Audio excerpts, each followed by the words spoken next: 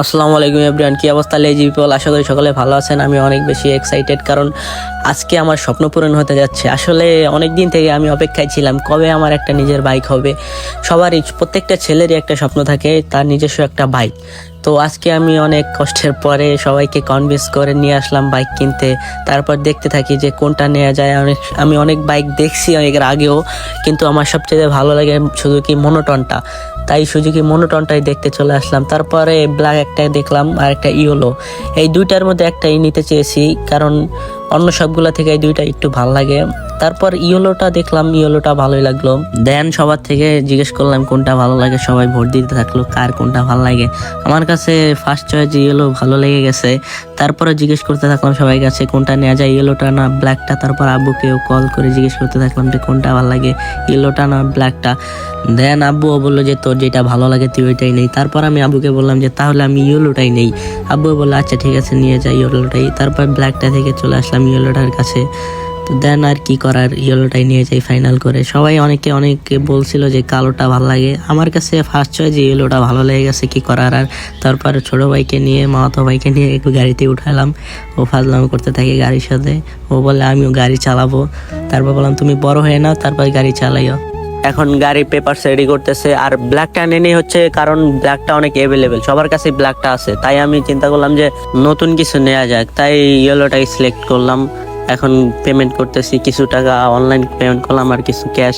মামা আর আম্মু মিলে টাকা গুনতেছে, তারপর আমার হাতে দিল, তারপর আমি দিলাম তাদের কাছে, তারা গুনে নিতেছে তাদের। দেন সবকিছু ক্লিয়ার করে আমি চলে আসলাম গাড়ির কাছে। গাড়িটা রেডি করতেছে, লুকিং গ্লাস লাগাইবো তাই লুকিং গ্লাস সাজাইতেছে। দেন গাড়িটা বাইরে নিয়ে যায়। বাইরে নিয়ে যাওয়ার পরে আমি গাড়িটা দেখে জড়াই ধরে বলতে থাকি অনেক অপেক্ষার পরে পাইলাম তোরে। তারপর গাড়ি সার্ভিসিং করতে নিয়ে যাই। গাড়ি কেনার পর সার্ভিস করা লাগে কিছু হালকা পাতলা। তারপর ব্যাটারি ইনস্টল করি। ব্যাটারি ইনস্টল করার পরে বাম্পার লাগানো লাগবে। তারপর বাম্পার দেখে একটা বাম্পার লাগাই নিলাম। বাম্পার দেখে পিচ্চিটা ভালোই লাগাইতে পারে, এই পিচ্চি সবকিছুই পারে, সবকিছুতে এক্সপার্ট। দেন গাড়িটা বের করতে থাকি সার্ভিস সেন্টার থেকে। গাড়িটা বের করার সময় অনেকটাই ভয় লাগতেছিল কারণ ফার্স্ট টাইম আমি নতুন গাড়ি চালাইতেছি, তাও আবার আমারটা। শ্যাম্পু লাগা,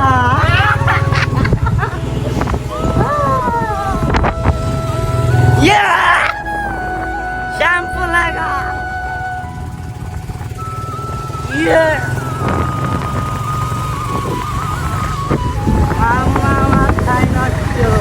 সরি কেউ আবার পাগল ভাইবে না, এক্সাইটমেন্টের ঠেলায় আমি একেবারে পাগলের মতো করছি ব্যবহার। তারপর চলে আসলাম হেলমেট কিনতে আইসা অনেক হেলমেট দেখতেছিলাম। হেলমেট আর লক কিনতে হইব, এখন অনেক কিছু কেনার বাকি আছে। তারপরও হালকা পাতলা কিছু কিনে নিয়ে যাই। এখন একটা হেলমেট আর একটা লকই নিয়ে যায় বর্তমানে। বাইক এমন একটা জিনিস যা সবাই পছন্দ করে, প্রত্যেকটা ছেলেই তার স্বপ্ন থাকে যে একটা নিজস্ব বাইক হবে। অনেকেই ভাবতে পারে যে একটা বাইক কিনে কত লাফালাফি করতেছে। তো তাদেরকে বলি তোমাদের কাছে এটা শুধুমাত্র একটা বাইক হতে পারে, কিন্তু আমার কাছে এটা আমার ভালোবাসা, রাতের ঘুম। এট লাস্ট একটা কথাই বলবো, সবার স্বপ্নই পূরণ হোক, দোয়া করি। তারপর চলে আসলাম আমরা তেলের পাম্পে তেল ভরতে আসলাম। আজকে ভাবতেছি টাঙ্কি ফুল করে নিব। তারপর টাঙ্কিতে দেখি তেল ভর্তি আছে শেষ হয় না। তারপর 1630 টাকা তেল ভরলাম, তাতে দেখি টাঙ্কি ফুল হয়ে গেছে। তারা বললো আরো নাকি ভরা যাবে। তারপর দেখলাম তাতেই টাঙ্কি ফুল হয়ে গেছে। তো আজকের ভিডিও এই পর্যন্তই। সবাই দোয়া করবেন আমার জন্য, আমি যেন সবসময় সেফ রাইড করতে পারি। আল্লাহ হাফেজ।